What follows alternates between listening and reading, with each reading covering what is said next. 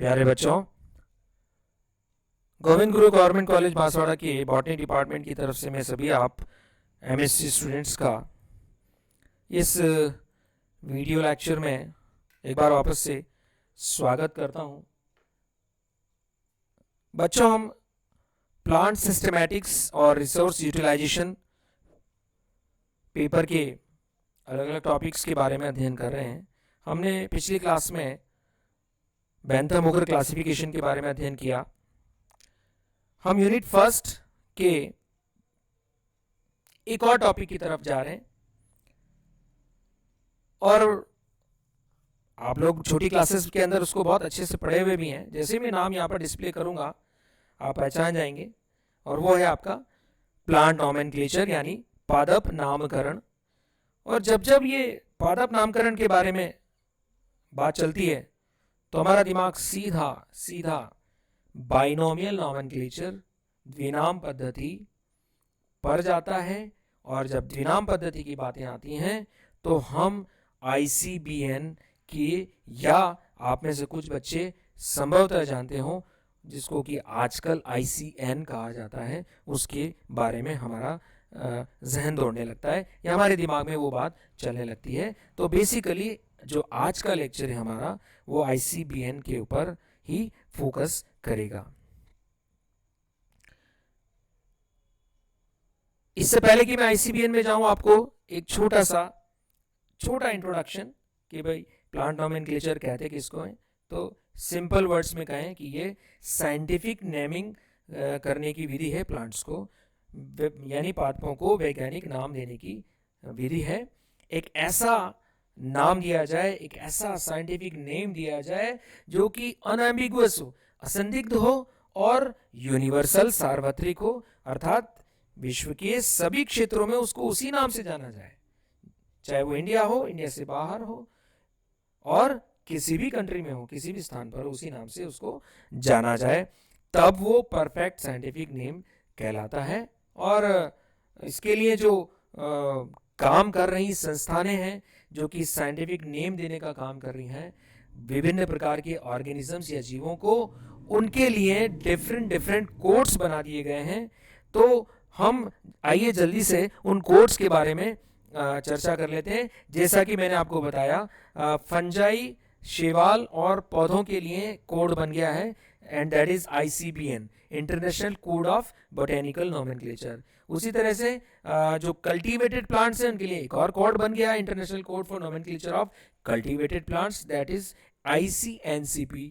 और इसी तरह से बैक्टीरिया एनिमल्स के लिए ICZN बन गया, international code of zoological nomenclature, और बैक्टीरिया के लिए इंटरनेशनल कोड ऑफ बैक्टीरिया। और इसी तरह से वायरसेस के लिए ICTV यानी international committee on the taxonomy of viruses बन गया है। तो ये कुछ मोटे मोटे से कोड्स थे जो अपने अपने फील्ड में टेक्सोनॉमी या उनके नामकरण का काम ही कर रहा है। आइए हम अपने मूल टॉपिक के ऊपर आ जाते हैं, जिसको हम ICBN के नाम से जानते हैं, international code for of botanical nomenclature. Basically ये साइंटिफिक नेमिंग का के अलग अलग प्रकार के रूल्स का कलेक्शन है। और साइंटिफिक नेमिंग किसका? प्लांट्स का, पौधों के साइंटिफिक नेमिंग का कलेक्शन है। और इसको सबसे पहले 1961 के अंदर एक्सेप्ट किया गया था, माना गया था और बताया गया था कि भाई आप इस तरह से पौधों का वैज्ञानिक नाम दे सकते हैं। लेकिन जो बहुत इंपॉर्टेंट बात है, आज की तारीख में ये ICBN अब पुराना नाम हो चुका है। It's an old name. Now it is replaced by ICN, international code of nomenclature for algae, fungi and plants. वर्ष 2000 से पूर्व इसको ICBN कहा जाता था, किंतु 2011 से के बाद से अब इसको ICN का नाम दे दिया गया है। और जो नाम दिया गया वो उसकी छोटी सी एक इतिहास है, आप चाहें तो उसके ऊपर नज़र यहाँ डाल सकते हैं कि जो 2000 में जो इसका चैप्टर हुआ था, 2011 में, सॉरी, वो मेलबर्न ऑस्ट्रेलिया में हुआ था। और वो जो जो इंटरनेशनल बॉटेनिकल कांग्रेस आईबीसी जो हुई थी, उसका चैप्टर था 18वां। आईबीसी का 18वां चैप्टर हुआ था मेलबोर्न ऑस्ट्रेलिया में 2011 में। और उसके बाद से ही इसका नाम आईसीबीएन से बदलकर आईसीएन कर दिया गया है। यद्यपि इसका जो लेटेस्ट चैप्टर हुआ है, यानी जो हर 5 साल बाद इसकी कॉन्फ्रेंस होती है बच्चों, IB Indian International Botanical Congress IBC हर 5 साल बाद अपनी एक कॉन्फ्रेंस करती है। और अभी जो लेटेस्ट कॉन्फ्रेंस हुई वो शेंजेन चाइना में हुई जुलाई 2017 में। और वो जो उनकी जो प्रोसीडिंग्स हैं उसको 19वीं प्रोसीडिंग्स या चैप्टर का नाम दिया जाता है। हालांकि ये पब्लिश होके आई थी 27 जून 2018 में, और पीडीएफ फॉर्मेट में ये 27 जनवरी 2019 में सभी के लिए अवेलेबल हुई थी, उपलब्ध हुई थी। आप सोच रहे होंगे कि ये इतने सारे वर्ष हैं, लेकिन बच्चों इसकी बहुत इंपॉर्टेंस है, बिकॉज जो आप लोग थोड़े कॉम्पिटिटिव एग्जाम्स देने जाते हैं तो वहाँ पर इस तरह की ये प्रश्नावलियाँ या प्रश्न बनते हैं। फिर भी इम्पोर्टेंस या महत्व की दृष्टि से आप शेंजेन चाइना जुलाई 2017 की डेट याद रख सकते हैं। ये latest IBC international botanical Congress की जो मीटिंग हुई थी उससे संबंधित ईयर है। और आईसीबीएन का वो वर्ष भी पुनः मैं रिपीट करा रहा हूँ, याद रख सकते हैं, जब आईसीबीएन को आईसीएन नाम दे दिया गया वो 2011 में, और वो था आपका ऑस्ट्रेलिया में। तो चलिए साहब, हम इस आईसीएन या आईसीबीएन की बातें करें तो सबसे पहले बात इसकी प्रीएम्बल यानी प्रस्तावना की बात करें हम, तो याद रखें बच्चों, इसकी प्रस्तावना में टोटल 14 पॉइंट्स हैं। और जो 14 पॉइंट्स हैं उन 14 पॉइंट्स को 3 डिविजन्स के अंदर डिवाइड किया हुआ है, 3 प्रभागों में विभक्त किया हुआ है। और यदि हम वन बाय वन उन डिविजन्स की बात करें तो जो पहला डिवीजन है वो आता है प्रिंसिपल्स यानी सिद्धांत का। अब मैं यहाँ एक आपको मेंशन करना चाहूँगा कि इसके अंदर टोटल 6 प्रिंसिपल्स को इंक्लूड किया हुआ है। याद रखें, न कम न ज़्यादा, केवल और केवल 6 प्रिंसिपल्स हैं। यदि आप बाइनोमियल नोमेनक्लेचर की पद्धति के नियमों यानी कि रूल्स से इसको कोरिलेट कर रहे हो तो कृपया याद रखें और इसको बिल्कुल क्लियर कर लें कि ये प्रिंसिपल्स हैं, ये रूल्स नहीं हैं, ये रूल्स से भिन्न है। ये 6 ही हैं संख्या में। हाँ, अगली स्लाइड के अंदर हम इन 6 प्रिंसिपल्स के बारे में एक एक करके अध्ययन करेंगे। तो 6 के 6 प्रिंसिपल्स हमारे डिवीजन 1 में इंक्लूड किए जाते हैं। फिर आते हैं आपके डिवीजन 2 जिसके अंदर रूल्स और रिकमेंडेशंस को सम्मिलित किया जाता है। जैसा मैंने बोला है, रूल्स और रिकमेंडेशंस को। अब जो रूल्स और जो हैं उनको टोटल 10 चैप्टर्स के अंदर डाल दिया गया है।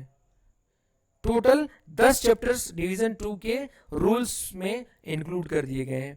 पहला चैप्टर टैक्सा और उनके रैंक से रिलेटेड है। यदि आप लोगों ने रैंकिंग का कॉन्सेप्ट सुना हो, यदि आपने कभी ये एक हायरार्की का सिस्टम छोटी क्लासेस में, बीएससी क्लासेस में, स्पेशली सेकेंड ईयर के टैक्सोनॉमी पेपर में देखा हो, तो species, then genus, then family, then order, then class, then division, then kingdom, इस तरह के जो हायरार्की है या रैंक्स हैं वो चैप्टर 1 के अंदर, और उसकी सारी की सारी जो डिटेल्स है वो चैप्टर 1 के अंदर। इसी तरह से जो चैप्टर 2 है उसके अंदर स्टेटस, टाइपिफिकेशन और प्रायोरिटी बहुत ही इंपॉर्टेंट है। अकेला priority of principles of priority जो है वो उसके ऊपर एक ना एक क्वेश्चन न केवल आपके मास्टर्स लेवल पर पूछा जाता है, बल्कि इसको जो कॉम्पिटिटिव या एलिजिबिलिटी वाले जो कॉम्पिटिटिव एग्जाम्स हैं उसके अंदर भी पूछा जाता है। हम उसकी एक पूरा अलग से एक लेक्चर बनाएंगे, आपके साथ वो चीज़ भी साझा करेंगे। थर्ड जो चैप्टर आता है वो आता है नोमेनक्लेचर ऑफ टैक्सा, यानी क्या नाम दिया जाए। यहाँ शब्द जो इम्पॉर्टेंट है वो है टैक्सा, और taxa is the plural of taxon, और टैक्सोन होता है कोई भी एक स्पीशीज, कोई भी एक जीनस, कोई भी फैमिली, कोई भी order, that is one taxon, तो उनका क्या नाम दिया जाए, अगली क्लास में या अगली स्लाइड के अंदर हम लोग इनके नाम के बारे में चर्चा करेंगे। वो कहलाएगा आपका चैप्टर 3। चैप्टर 4 के अंदर इस बात की चर्चा की जाती है कि किस प्रकार से इफेक्टिव पब्लिकेशन किया जाए या किया जाता है। और चैप्टर 5 भी इससे मिलता जुलता है, वैलिड पब्लिकेशन। यानी चैप्टर 5 हो गया इफेक्टिव पब्लिकेशन से रिलेटेड, चैप्टर 5 हो गया आपका वैलिड पब्लिकेशन से रिलेटेड। उसके बाद आपका जो चैप्टर 6 है वो साइटेशन से रिलेटेड है। अक्सर आप लोगों ने कभी कभी नाम देखे होंगे और नाम देखने के बाद ईयर वगैरह वो सब चीज़ें लिखी रहती हैं, वो साइटेशन से रिलेटेड कहलाता है कि किसका कंट्रीब्यूशन है, किसका पेपर है। हम उसकी डिटेल में आगे की स्लाइड्स में चर्चा करेंगे। 7वां चैप्टर रिजेक्शन ऑफ नेम से रिलेटेड है। नाम को यदि त्याग दिया गया है तो ये चैप्टर 7 में इंक्लूड किया जाएगा। यानी वर्तमान नाम और उसके पहले के जितने भी नाम थे, जिस वैज्ञानिक ने भी नाम दिए होंगे, जो रिजेक्टेड नेम्स होंगे, उनको यहाँ पर सम्मिलित किया जाता है। चैप्टर 8 के अंदर ऑर्थोग्राफी और जेंडर ऑफ नेम्स की चर्चा की जाती है। अब देख रहे हैं आप, बहुत इंपॉर्टेंट आना चाहिए यहाँ चैप्टर 8 के बाद चैप्टर 9, लेकिन 9 चैप्टर का नाम दे रखा है चैप्टर F। यहाँ पर फंजाई के नामकरण या नेमिंग से रिलेटेड चैप्टर है ये। बच्चों ये क्वेश्चन बनता है आपका कॉम्पिटिटिव एग्जाम्स के लिए, ऑब्जेक्टिव क्वेश्चन बनता है कि किस डिवीजन के किस चैप्टर में फंजाई के नेमिंग या नॉमेनक्लेचर को इंक्लूड किया गया है। तो याद रखें ये चैप्टर 9 है, और चैप्टर 9 ना के उसको चैप्टर F कहते हैं। और लास्ट 10th चैप्टर जो है उसको भी नाम चैप्टर H दिया हुआ है। और यहाँ पर हाइब्रिड्स जो होते हैं, यानी दो प्लांट्स को हाइब्रिडाइजेशन करा करके जो संकरित पौधा बनाया जाता है, हाइब्रिडाइज्ड प्लांट बनाया जाता है, उसको नाम देने की सारे रूल्स की बातें इस चैप्टर 10 में की जाती है। तो इस प्रकार से हम देख रहे हैं कि यहाँ पर डिवीजन 2 के अंदर 10 चैप्टर्स हैं और हर चैप्टर के अंदर क्या चीज डिस्कस की जाती है वो 1 बाय 1 हमने देख ली। अब आता है हमारा यहाँ डिवीजन 3 आता है, लेकिन डिवीजन 3 में जाएं उससे पहले एक और चीज है कि जो चैप्टर्स हैं उनको फिर आगे फर्दर आर्टिकल्स में डिवाइड किया हुआ है, और जो आर्टिकल्स हैं उनको उनकी कुल संख्या भी बता दी गई है, फाइनल कर दी गई है, और वो है 63 आर्टिकल्स। याद रखिए, यानी हम कहें कि जो रूल्स बना दिए गए हैं डिवीजन 2 के अंदर, उसके चैप्टर 10 हैं और चैप्टर्स के अंदर 63 आर्टिकल्स हैं, और आर्टिकल्स को भी फर्दर फिर सब डिवाइड किया जाता है सब आर्टिकल्स में, और भी यदि आवश्यकता पड़ती तो और नीचे के उसके अंदर कैटेगरीज में उसको डिवाइड कर दिया जाता है, तब जाकर के हमारा डिवीजन 2 कंप्लीट होता है। अब आते हैं डिवीजन 3 के बाद। तो ये कुछ हम कह सकते हैं कि अध्ययन की दृष्टि से या स्टूडेंट्स के लिए थोड़ा सा परीक्षा की दृष्टि से बहुत उपयोगी पार्ट नहीं होता है, क्योंकि ये division of provision of governance है ये। यानी कि जो हर 5 साल बाद जो इंटरनेशनल बॉटेनिकल जो कॉन्फ्रेंस होती है, उसके वेन्यू, उसके चैप्टर्स, उसके क्या क्या टॉपिक्स हैं जिनके ऊपर चर्चा की जानी है, और उसके जो सारे चैप्टर्स जिनके बारे में चर्चा की जानी है, वो सब के बारे में हम कहें कि जो एडमिनिस्ट्रेटिव एक्टिविटीज़ है, प्रशासनिक जो गतिविधियां हैं, उससे संबंधित ये डिवीज़न होता है। परीक्षा की दृष्टि से बहुत इंपॉर्टेंट नहीं होता है। आइए अब हम जो डिवीज़न फर्स्ट है उसके जो 6 प्रिंसिपल्स हैं उनको हम मोटे मोटे तौर से देख लेते हैं। तो जो प्रिंसिपल 1 है वो बॉटेनिकल नोमेनक्लेचर को ज़ूलॉजिकल नोमेनक्लेचर या बैक्टीरियल नोमेनक्लेचर से बिल्कुल सेपरेट करता है, अलहदा कर देता है। वो कहता है कि प्लांट्स का नोमेनक्लेचर एनिमल के नोमेनक्लेचर या बॉटेनिकल बैक्टीरिया के नोमेनक्लेचर से बिल्कुल डिफरेंट होगा। अब जैसे हम यहाँ देख पा रहे हैं, केक्रोपिया जो है वो एक नाम है जो कि एनिमल के अंदर मॉथ्स को दिया जाता है, इट्स ए जीनस नेम। लेकिन यही केक्रोपिया जो है वो एक प्लांट को भी नाम दिया जाता है। तो सेपरेट नेमिंग हो गई उनकी। यानी जो नाम एक पौधे को दिया जा रहा है वह नाम एनिमल में भी यूज हो सकता है, बैक्टीरिया में भी उसी प्रकार से समान रूप से यूज हो सकता है। ऐसा नहीं है कि यदि पौधे को यूज कर लिया गया तो वो कंजर्व हो गया नाम, now it can not be use by in the naming of animal और बैक्टीरिया, नहीं ऐसा नहीं है। देन जो प्रिंसिपल 2 है वो कहता है कि जो नॉमेनक्लेचर है वो टाइप नहीं होकर के बायोलॉजिकल है, यानी जो पहले आईसीबीएन की जो बायोलॉजिकल टाइप्स बनती थी होलोटाइप वगैरह, वो नहीं है, बल्कि ये हम कहेंगे कि ये टाइप ना होकर के टोटली बायोलॉजिकल है। अब यहाँ पर आप देख सकते हैं कि एक एग्जाम्पल के माध्यम से इस प्रिंसिपल को बताने की चेष्टा की गई है कि एक वैज्ञानिक रहे हैं जिनका नाम है ओवरीम। उन्होंने क्लेबुलिनोप्सिस वैन और ओवरीम यानी जो सी सल्केटा ये नाम दिया गया था और इसको टाइप स्पेसिमेन कहा, लेकिन ये जीनस मोनोटाइपिक था और उसके बाद फिर उसको क्लेवेरिया मिनीटा बर्क नाम दिया गया, तो बर्क ने ये दिया गया इसको। उसी तरह से फिर रीड ने इसको कल सी सल्केटा नाम दिया गया। तो ये कहना चाह रहे हैं प्रिंसिपल सेकंड के अंदर कि वो टाइप स्टडी नहीं है बल्कि बायोलॉजिकल स्टडी है। उसके बाद जो प्रिंसिपल थर्ड है वो प्रायोरिटी का रूल फॉलो करता है और इसके ऊपर पूरा एक लेक्चर में अलग से आपको दूंगा, और वो ये कहता है कि यदि एक ही पौधे का एक से अधिक बार नाम दे दिया गया है बच्चों, तो वह नाम सबसे ज़्यादा एक्सेप्टेड होगा, वही नाम मान्य होगा जो सबसे पहले वैज्ञानिक ने दिया है। तो ये प्रिंसिपल थर्ड में आ जाता है। और प्रिंसिपल 4 इस बात पर फोकस करता है कि one taxon one correct name, ये पद्धति हमारी टोटल नोमेनक्लेचर में चलनी चाहिए। एक टैक्सॉन और एक ही सही नाम होना चाहिए। उसी तरह से जो प्रिंसिपल 5 है वो भी बहुत इंपॉर्टेंट है, वो है लैटिन डायग्नोसिस का।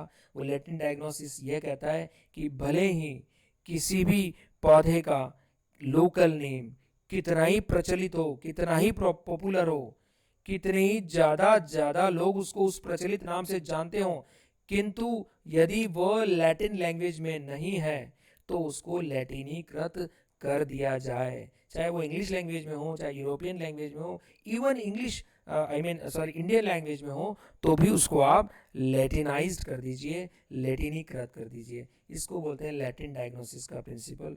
और जो छठा प्रिंसिपल है वो टोटल रिट्रोएक्टिव की तरफ जाता है कि यदि आपने कोई एक रूल दे दिया है और उसका रूल का मॉडिफिकेशन आ गया है, और यदि मॉडिफिकेशन या करेक्शन पूर्ण रूपता को प्राप्त नहीं हुआ है, यानी वो करेक्शन पूर्ण नहीं हुआ है, तब तक वो जो पुराना नियम जो कि अपूर्ण है या गलत है तो भी मान्य होगा।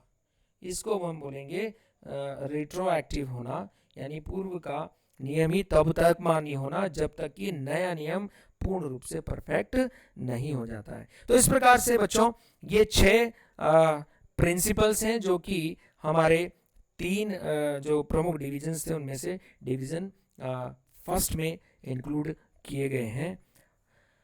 आपको यदि इनसे रिलेटेड कोई क्वेरी या कोई डाउट लगता है तो कृपया आप इनसे संबंधित मुझे यूट्यूब चैनल पे भी क्वेश्चन दे सकते हैं, नहीं तो जो अपने व्हाट्सएप ग्रुप बने उसमें भी प्रश्न दे सकते हैं।